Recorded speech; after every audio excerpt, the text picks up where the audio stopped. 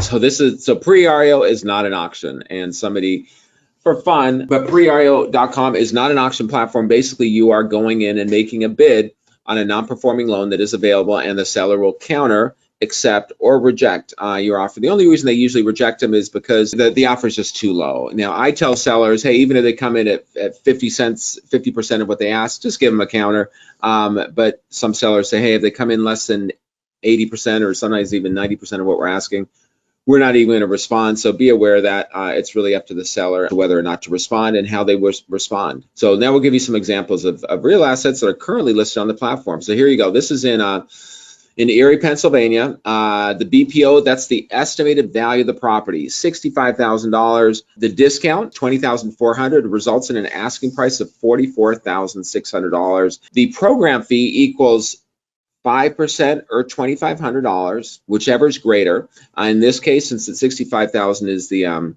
is the value, the asking price is $44,600. The minimum fee of $2,500 kicks in. So the down payment on this is 25%, $11,150. We will finance, preREO finance, the $33,450 on this asset. And again, it's 75% across the board on any assets that you buy on the preREO platform.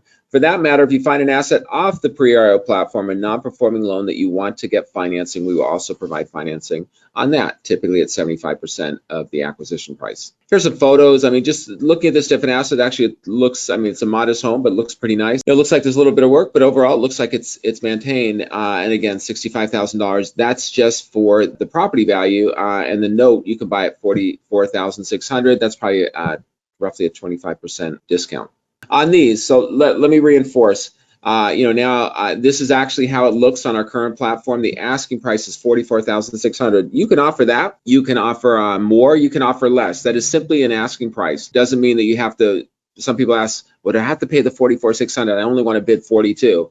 Bid the 42. I'm not saying the seller accepted, but chances are that it will still be close enough to elicit a counteroffer. But that is simply an asking price. You can offer more or less. In this case, the total debt, right down here, you can probably see the cursor, the total debt that's owing on this house is $49,580, and that is, as a result, the asking price is $44,600. So where do these asking prices come from? It's usually the lower of, so the asking price is the lower of 75% of the estimated property value. So in this case, 75% of the $65,000 would be $48,750. But in this case, there's actually the amount of debt on the property is $49,580, significantly less than the estimated value. So in that case, the asking price becomes 90% of the $49,580, hence $44,600. Now, again, these are simply asking prices. What's the thinking behind that? This homeowner, for instance, could decide to sell the home at $65,000 and then simply pay off the debt in full. And they probably walk away from the closing table if they get it. They sell it for $65,000. They'll probably walk away from the closing table with some money on their own. That's great, but the most that you, as the investor who now holds that note, would be the $49,580.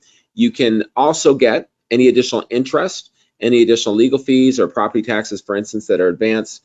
Those can be added to the amount due on the debt, and there's still probably some equity to get those paid. So that's why it's 90% of the total debt when the property value was more than the total debt.